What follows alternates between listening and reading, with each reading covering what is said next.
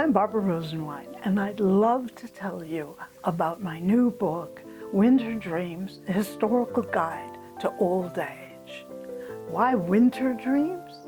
Because we think about the winter as being bleak and unproductive.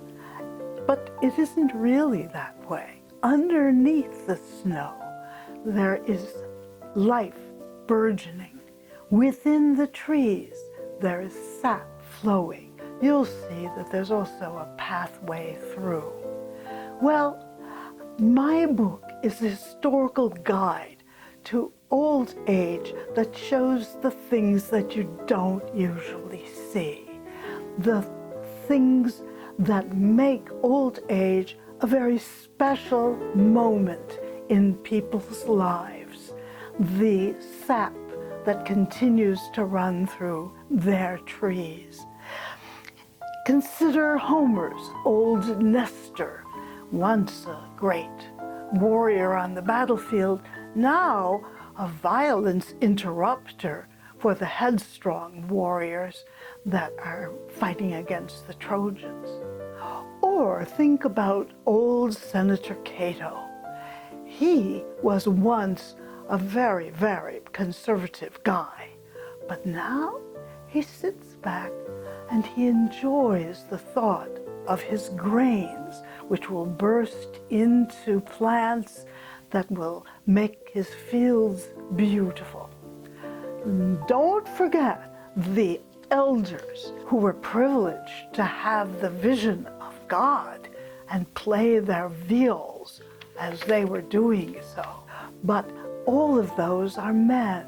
What about women? Yes, women too could be honored by, for example, people in ancient China. Here we see two parents sitting on a dais. In front of them, their son is bowing, and his wife is bringing them food. Of course, I have to say that women also can be accused of witchcraft. And you will say, who cares about any of this? Old people can't control their bodies, they lose their minds, they repeat themselves, and many of them are spiteful. That's all true. But so what? In her 80s, my mother suffered from dementia. That was so hard on me. But her art therapist and her assisted living program was not at all disturbed.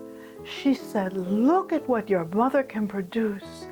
And indeed, my mother made beautiful artwork, free, spontaneous, and joyous.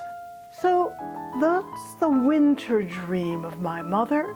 And we all have winter dreams. The sap still runs until our final breath. Keep that in mind as you regard this young lady getting a Botox treatment to stave off the inevitable.